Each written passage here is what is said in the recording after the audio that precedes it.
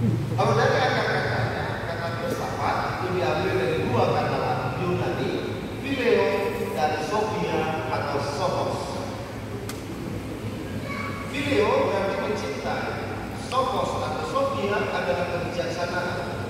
Maka filsafat berarti mencintai kebijaksanaan. Orang yang mencintai kebijaksanaan disebut filsuf. Dan kita masing-masing yang ada di sini adalah para filsuf.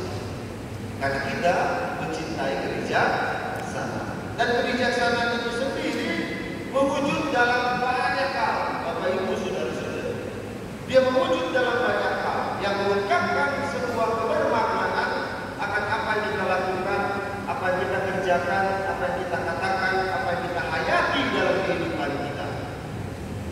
Seorang filsuf, seorang pencinta kebijaksanaan akan melihat bahwa kampus atau universitasnya adalah dunia ini. Inilah kampusnya dunia ini. Kelasnya adalah di mana lingkungan kita tinggal, budaya di mana kita hidup, itulah lingkungannya, itulah kelasnya. Gurunya siapa? Setiap pribadi yang saya jumpai, itulah guru saya. Mata pelajarannya apa? Mata pelajarannya adalah setiap peristiwa, momen dalam kehidupan kita, itulah mata pelajarannya. Dan dari sana kita bisa memaknai hidup kita untuk menjadi lebih baik lagi di masa yang akan datang.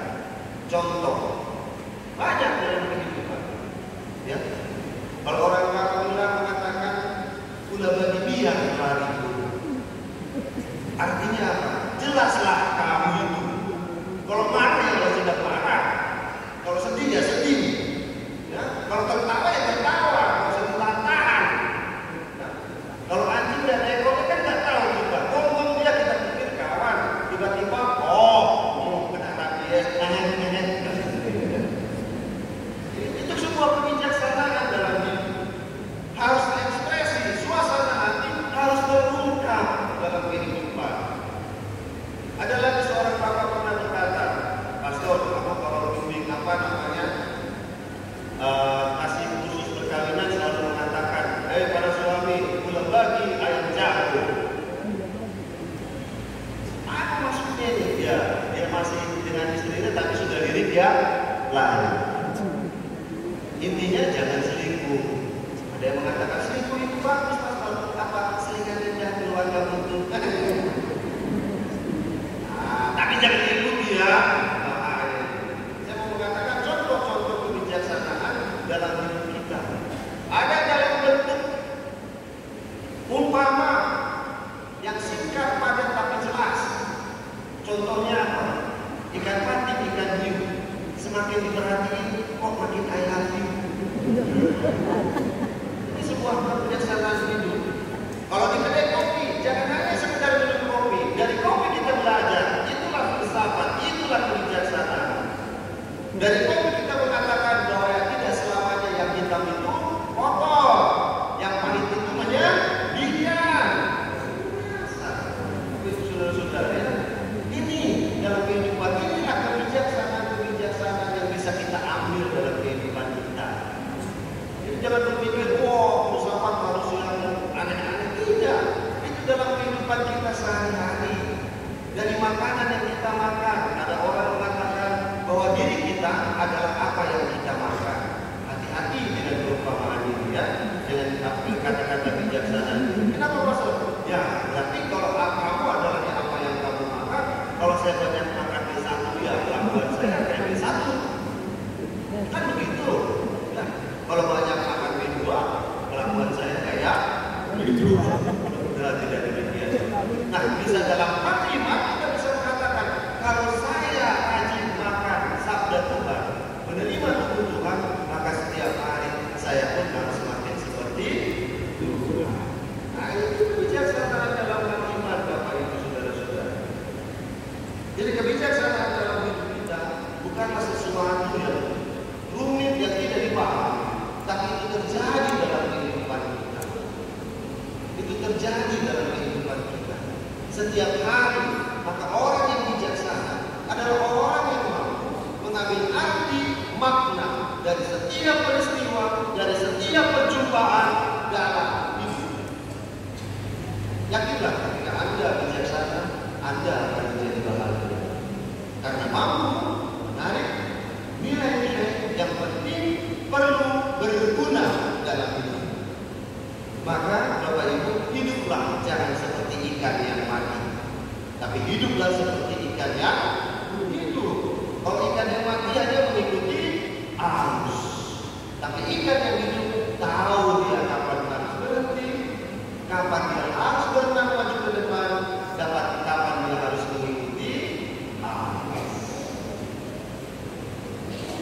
Jadilah bijaksana. Menjadi tua itu pasti, tapi menjadi bijaksana itu adalah pilihan.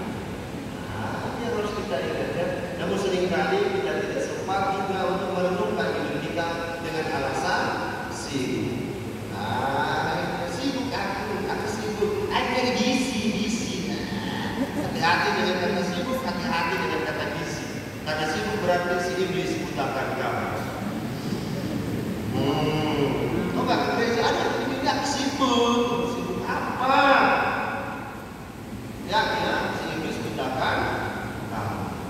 Bapak Ibu saudara-saudari sekalian yang terkasih dalam Tuhan kita Yesus Kristus, orang yang bijaksana akan dimampukan oleh Tuhan menghargai apa yang dia miliki, menghargai dan mampu menarik dan memiliki pemikiran positif dalam hidup.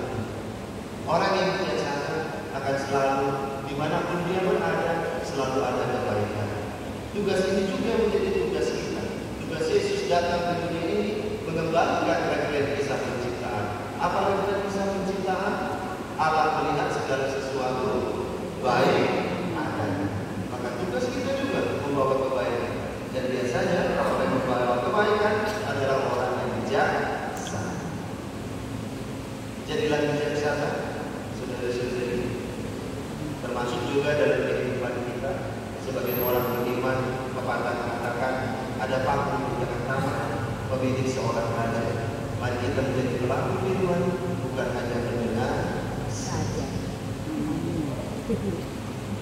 Dan bersama dengan Santo Fransiskus dari Assisi kita berdoa, Allah yang maha tinggi dan penuh kemuliaan, terangilah kegelapan hati, berilah aku iman yang benar, pengharapan yang teguh, dan kasih yang sempurna.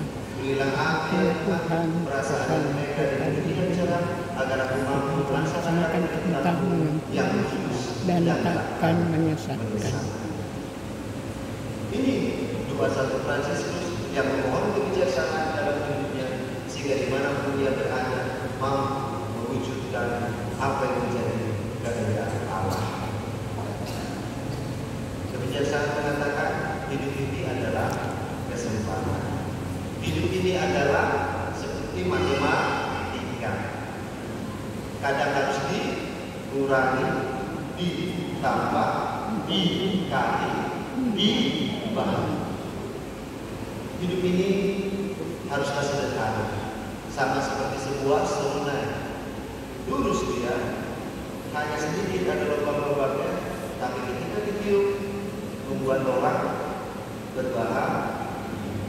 Demikianlah juga hidup kita, bukan masalah panjang pendeknya, sama seperti khotbah saya, bukan masalah panjang pendeknya, tetapi isinya.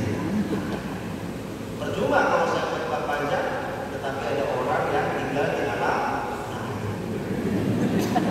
Ya, Bapak Ibu saudara-saudari, ini juga adalah kebijaksanaan. Mari kita berlaku bijaksana dimanapun kita berada, sehingga kita